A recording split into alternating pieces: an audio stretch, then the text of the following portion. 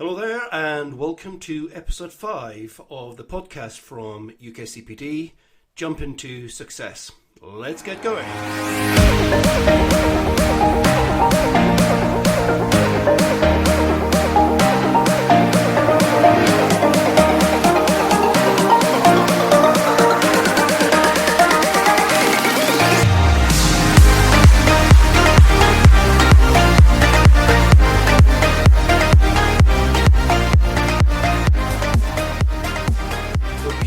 Okay. Welcome to episode 5, and what have we got for you this episode? Well, what we thought we would do is we look way back in time, so to speak, and we have got a recording from the very first of our Be Inspired Group events, where we interviewed none other than Ross Temple, who went on to do a couple of interviews for us on the Be Inspired Group. But this is the very first one, and I think it's interesting because the content is, well, we're kind of feeling our way about how that works. And of course, the Be Inspired Group has gone on to huge things. So I think you'll enjoy this. And remember to subscribe, because we'll be launching the full version of Jump into Success very soon. Enjoy this recording. Bye for now. At the end. But now I'm going to introduce to you our guest that we're going to be interviewing. And this is an individual who joined the college, I'm going to say, I should check how many years ago this was. It's a few. And I remember we were doing the introductions. This is when we were in person, and we were doing the introductions, and everybody was standing up from where they were sat and introducing themselves and saying, this is what I want out of the course and all that. So this individual, he didn't stay where he was sat. He came right up to the front and spoke to the audience and said what he was going to do and how he was going to do it. And all through the course, the one thing that, Chris, Mel, and I really noticed about this individual was he ate it. It was his dinner, his drink, his breakfast, his supper, all of the content that we were giving. And I think he must have consumed the library in one single gulp. So this guy was curious. He was hungry for it. And I think he really did have a plan. I didn't know it at the time, but I certainly believe he did, because he has gone on to do extraordinarily powerful things, and he does great work with other people. We're going to introduce him now, and his name is, here we go, it is, of course, Mr. Ross Temple himself. Good evening, Ross. How are we doing, Tony? You good? I'm good. Thank you so much for doing this evening. No problem at all, mate. Anytime, and I was really excited to be joining you all this evening, because you said, this is the first getting back into it, shall we say, with the Be Inspired Group. And the reality is this is a fantastic group, because where else can you come to a place where you are, one, gaining awareness, and two, understanding yourself to a point of where you start to understand the changes you need to make. This is very rare, and it's a community really that really does support one another. So we've all got our own schedules and we've all got our own time restraints, but let me tell you, if I speak to Tony and I know something's going on for Tony where I can help out, I'm sure to jump on, because I know how powerful this community is, without a doubt. So no, pleased to be here. Brilliant. I really appreciate that. And the word community that you use there, and that's the idea of the Be Inspired Group. We're going to build this over a period of time. We're starting small. So we've got 20 people on live at the moment. But we're going to build that up. And we're going to be doing lots of other interesting marketing that we've been looking at. So we're going to get a lot more people. But anyway, that's all for the future.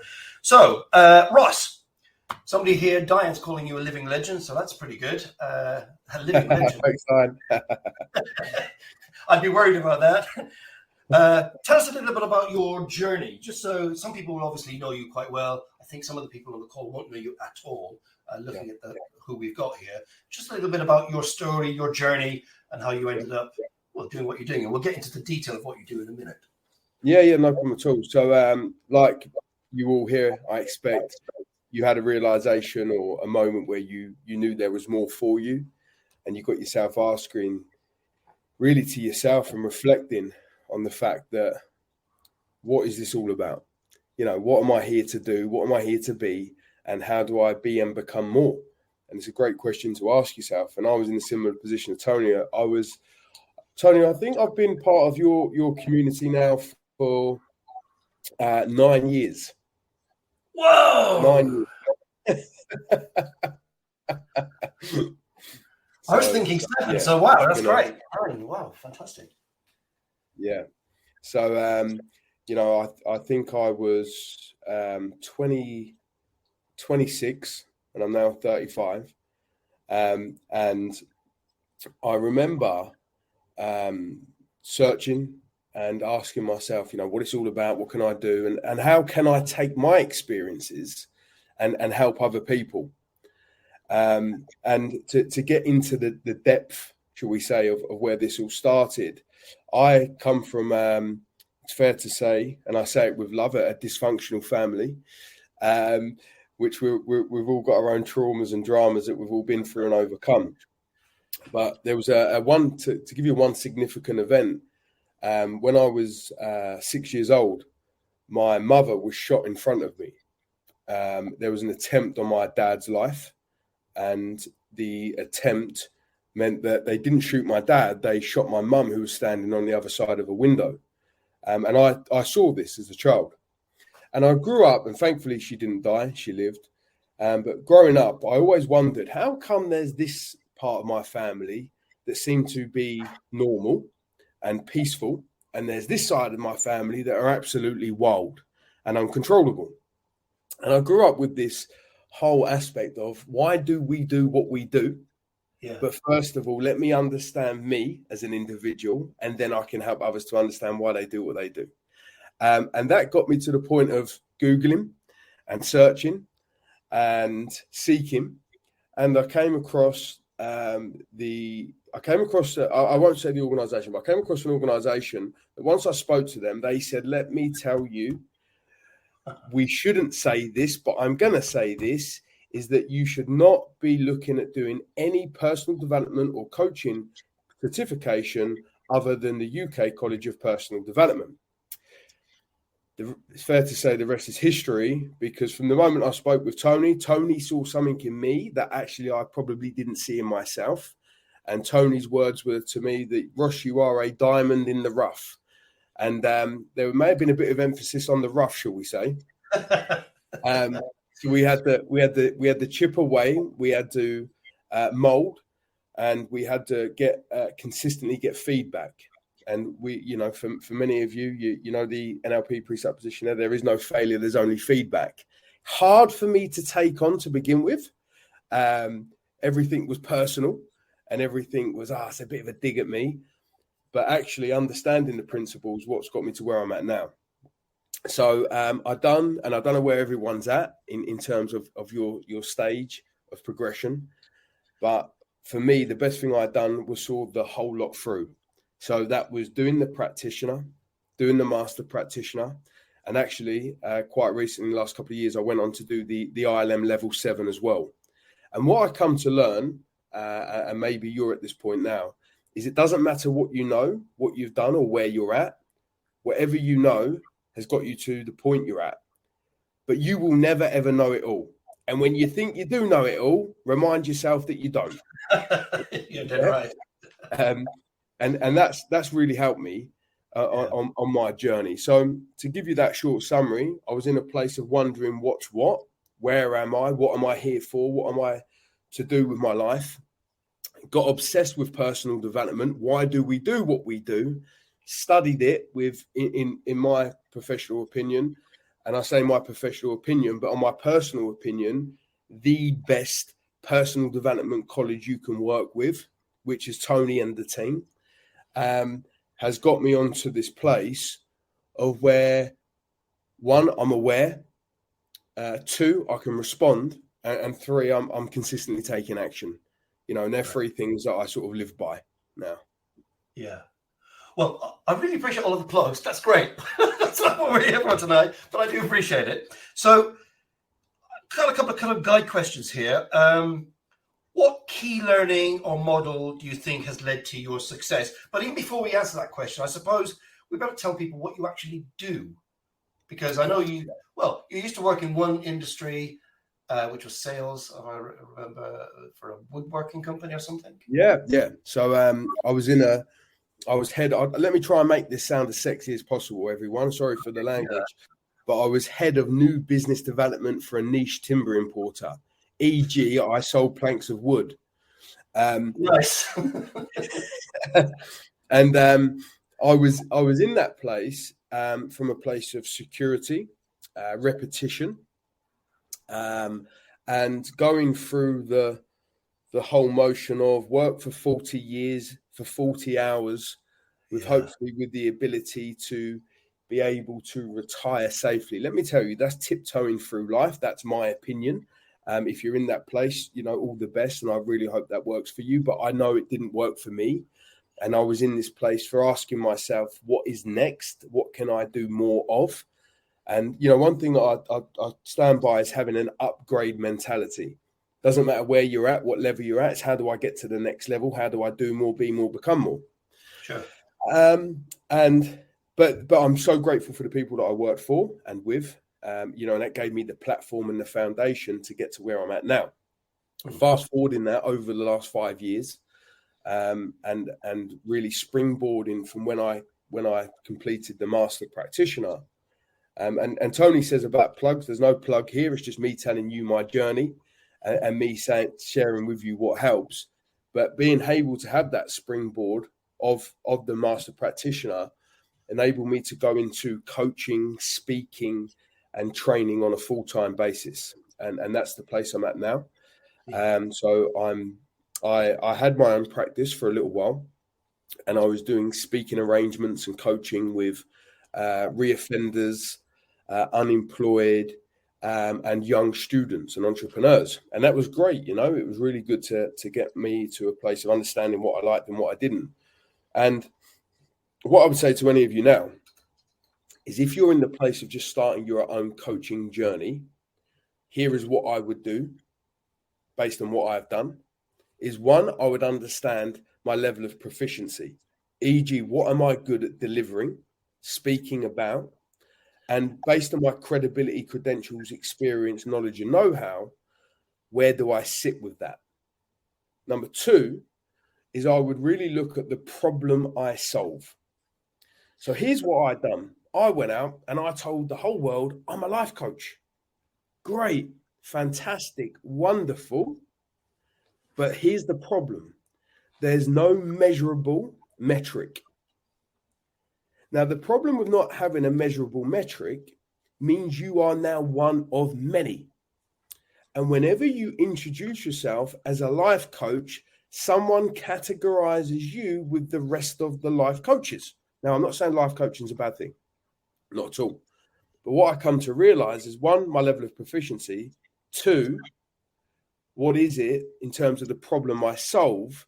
Then I got particular and specific with the problem that I solved, which brought me into the element of the third P, which is, what are you passionate about? Now, the problem is that a lot of us focus on what we're passionate about, but unless you solve a big enough problem and you're good at solving the problem, the passion remains a passion and you don't profit from what it is you know or do. Okay? So for me, I had the element of understanding business development, business models, business strategies. Two, the problem that I solved was helping businesses to grow. Three, my, shall we say, passion, and if you want to tie it in with purpose, you can, was that actually I love working with entrepreneurs and business owners as an individual, because I know that they are an important factor for growing their business. Yeah. So hopefully that helps you, just in case you're in a place of not knowing, how can I monetize what I do? How can I take my coaching practice to a next level? Is that really helped me. Yeah, exactly right. And that's the thing I always say to people, you get your certificate, you pass your course, you got your badge, you join the professional body. You're not born on that day, because before that, you'll have done something. You've got areas of expertise and things and a network. That's where you start. What am I good at? What have I been doing? Right, I'm going to use that as my launchpad. So now, given we know what you do, I think, what key learning or model has been key to your success, do you think? Yeah, great. So I'll answer that now, just for clarity for everyone, in case you're not clear. So I'm the head coach for a business called Big Business Events, where we work with entrepreneurs and business owners nationwide. In terms of answering your question there, Tone, what model helped me? The model that helped me specifically was the success factor modeling that I done with you. Oh, right. Okay, I didn't know. Right. Yeah. I thought you'd say something else, actually. That's interesting. No. All right. Well, we can talk more about that another time because, talk about that a lot. Yeah. So the success factor modeling that Tony does, he takes, which is a great model, fantastic model, which I believe was created by Robert Dilts. Is that correct?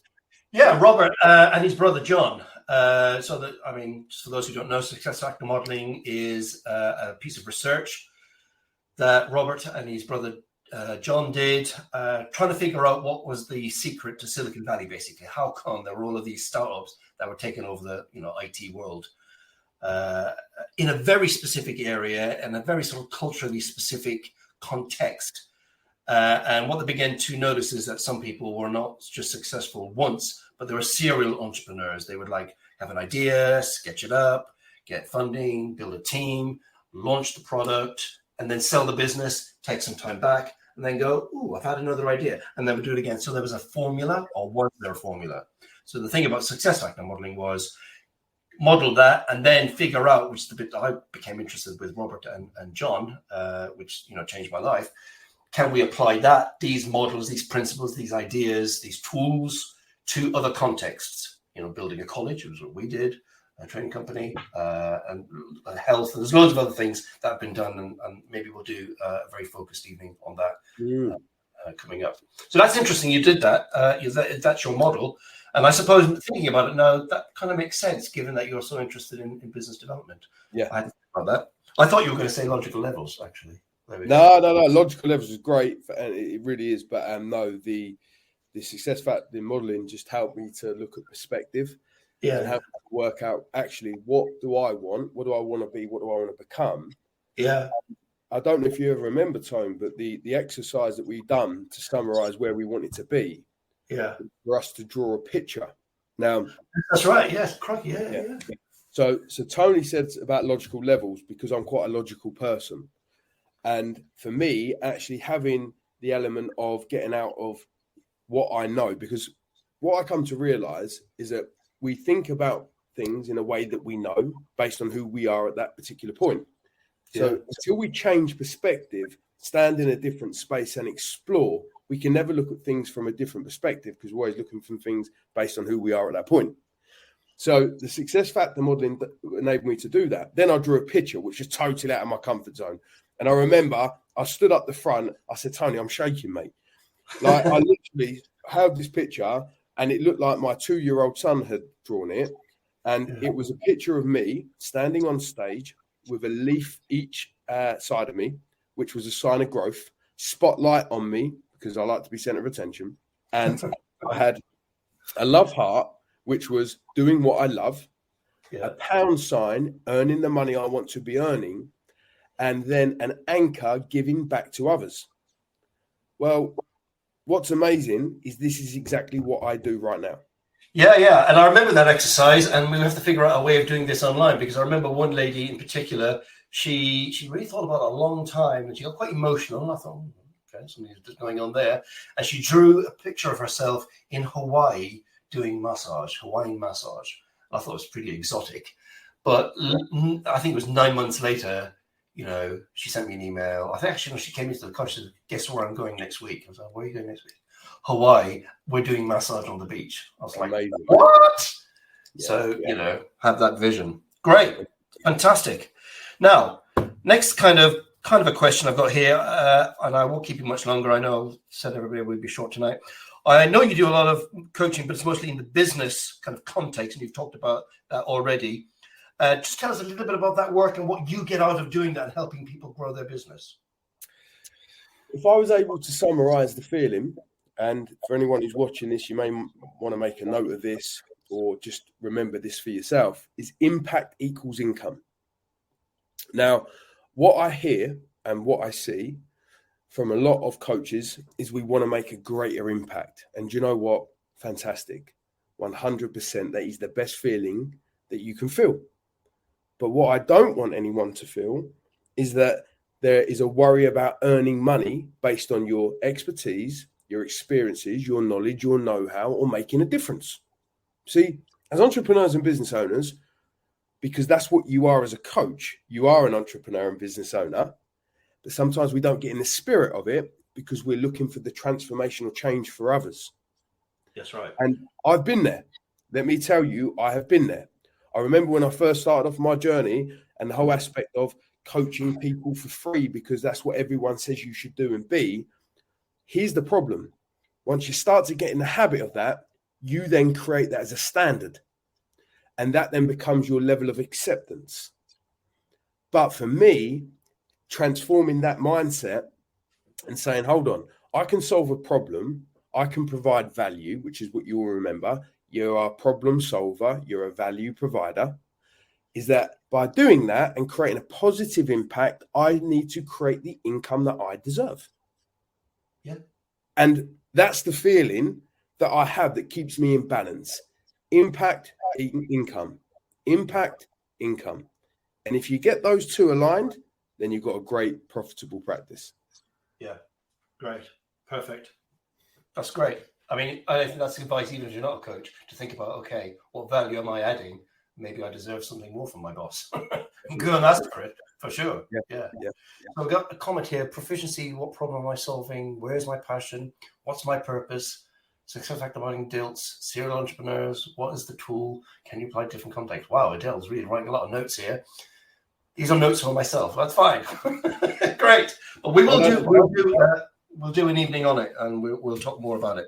Okay, a couple of quick fire questions then. I think these are the questions we're going to ask all our interviewees in this series. Favorite, or we'll go with favorite personal development book. Eckhart Tolle, The Power of Now. Oh yeah, now you're talking. That's stuff, man. Yeah. Favorite coaching model. One coaching model that I discovered in more recent times was Johari's Window. Oh, right, yeah. Well, that's really a psychology tool, but it is being used a lot in coaching these days. But it's quite interesting to use that. Usually executive coaching more than life coaching, but good. Favorite NLP model? I think you've probably answered that question. Yeah. The success factor model was good. Yeah, and I know you're a coach. You're very powerful, and I know you speak to hundreds and hundreds of people any given week on your public things that you do. But if you were to give advice, which I know you wouldn't give advice, but if you were to give advice to somebody thinking, I'm thinking you're doing some personal development, what might you say to them? Upgrade mentality. Upgrade your mentality. Upgrade mentality is make sure that you are upgrading yourself, your abilities, your skills, your beliefs, your behaviors, your community, more than you are your phone, your car, and your laptop. Because I see that people focus more on these things that give them instant gratification rather than long-term success. That's right. Plants take time to grow. Good. Well, Ross, that's been fantastic. Thank you, Tony. Great to be here. It is like we planned it. And we didn't, so that's even better. And next time I'll remember to plug the microphone in. So that is pretty much all we have for our first of our Be Inspired groups. I hope you guys have enjoyed this evening. Going forward, we're going to develop it even more, have other people coming along, interviewees. We won't always have somebody to interview, but we'll try and have some interesting people coming along. I don't know if they'll be as interesting and as amazing as Ross has been this evening, but we'll see what we can do. And if you, and I know a few have already emailed in to say that you would be willing to do that, you've got really interesting stories to tell, we might want to interview you as well, and we'll reach out to you in due course. So there we have it. Any lasting comment from you, Ross? No, not at all. I mean, well done for being here. As I said, this is a great community. Make sure you're always embracing the element of personal development. Even as me, as a coach, I have a coach because it's important. And you can't give if you don't have. So make sure that you're always replenishing yourself and getting yourself to that point of peak performance, really. Yeah. If you want to help people, you've got to get strong. The Jim Rohn thing, if you want to help poor people get rich, it's hard to, feed people from an empty plate. So you've got to have the stuff going in so that you can give up to other people. That's basically the thing. Yeah. And that's the joy of personal development. I've got an idea, I share it with you. I'm not poor. I still got that idea. And now I've helped that person have an idea. And that's the thing about one of the key things in success factor modeling is, you bring your idea, I've got my idea, we'll create something brand new. We use the circle of success. We do all the stakeholders. I mean, we'll get into it on another occasion. Otherwise, I'll start babbling on and we'll be here all night. And I said I'd finish on time, so we're going to. So once again, thanks to Ross. That's been fantastic. Thanks to everybody who came along this evening. And as I say, we will start doing all of the law on us on the website tomorrow. And then going forward, there'll be regular updates, regular personal development content, motivational content, inspirational thoughts, quotes, all of those kind of things that we're going to be sharing with you just to kind of keep it up, because the world sometimes can feel quite negative and everything's going bad and it's not a great summer and blah. We're going to combat that with some real positivity and help people move forward in life. That's what we're about. Simple as that. Okay, you guys, take care of yourselves, and hopefully I will see you all again on another event very, very soon. Bye for now. See you, everyone. Cheerio. Yeah. Okay, so there you are. I'm sure you found that pretty useful and indeed inspiring, and it's really interesting listening to all these old recordings and sort of taking us back, really, in a way, sort of nostalgia. But anyway, onwards and upwards, and be sure to subscribe to the podcast as we will be launching the brand new version very, very soon, and we're very excited about this. And many thanks for all the feedback we've had so far. That's been really, really encouraging. So till next time, take care, and we'll catch you again very, very soon. Bye for now.